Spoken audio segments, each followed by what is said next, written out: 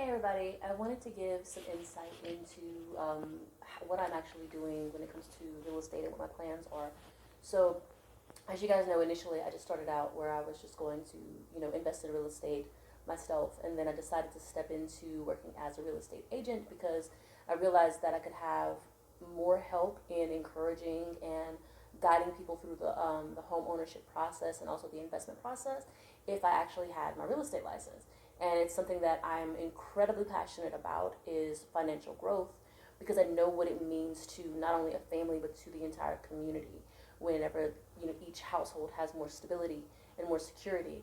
But also beyond that, when it comes to the my pay as a real estate agent, I'm being very very intentional with that money. I'm taking every check that I get from working with a real estate client is going set aside for very intentional usage that is meant for financial growth for the community as a whole. Um, so part of my business model as a real estate agent is to take that money and reinvest it in ways that strengthen the community. One of the methods of doing that is going to be taking some of my real estate income into assisting others with becoming homeowners themselves. And I'm not going to go into the details of what that's going to look like because I'd rather speak one-on-one with each person who's interested on how I can be of assistance in that endeavor. I've already spoken to a few people about it who I'm interested in helping in that way because I know what they are working toward and how the collaboration can make it easier for them and beneficial for both them and for me as well in the transaction. And I was inspired to do this because of research that I did with Grameen Bank and other similar organizations that basically take their profit and they funnel it back into the business and further help more people instead of just buying luxury items and things like that. Grameen Bank, if you look it up, it was founded by Muhammad Yunus, and his entire vision was about doing micro lending options, but the way that the bank was structured was not the typical bank. It wasn't something about let's generate profits for a CEO or anything like that. Every time money was made from the bank, it went back into the bank, and then it was used to further invest in the community and in families and individuals. And so you can look up there. He actually published a book about his work. And if, he I don't think the bank is in existence anymore. I think some things happened politically in his country, but it was existing for several years and helped many people. So it's kind of I was inspired by that structure, the way that business was structured, and so that's something that I want to carry forward.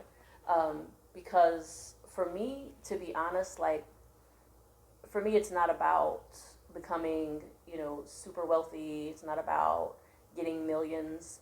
I just want to be comfortable for, however many days this life will afford to me. I, of course, want to have things that I can leave to my daughter so that she can not have to start from zero, but can start from where I left off so that she can further continue forward. But everything else is I'd rather just see anything that I generate, anything that I build, having community impact. That's what I want my legacy to be. I don't want people to say, after I'm gone, I don't want people to say, oh, she made so much money. What's the point of that?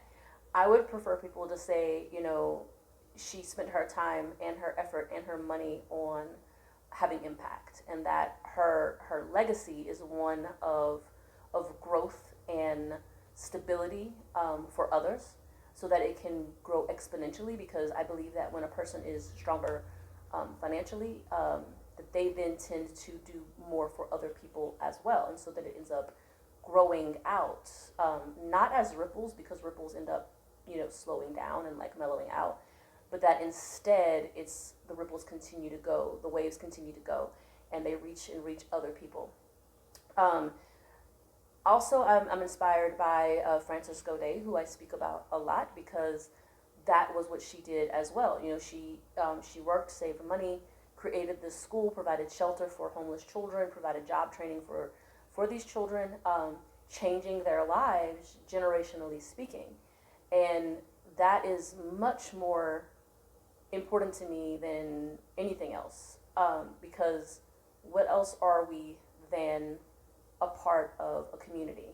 You know, we're so much individualism in the world, but I feel like there's definitely a change. There's definitely a shift, and if anything that this year has taught us is also about we are completely connected. I think, sadly, disease is one of those things that, especially contagious diseases, is one of those ways where it's like, wait, we're all connected.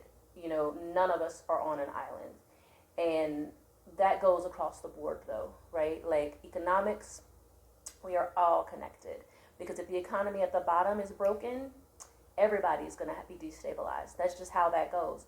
And so that's where my mind frame is at, and that is the reason why I'm structuring all of these things that I talked about today, being inspired by Gaudet, being inspired by Yunus, and then this understanding about the community aspect, because when we think about throughout history, when groups accomplish great things, it's because they did it together, not because they did it alone.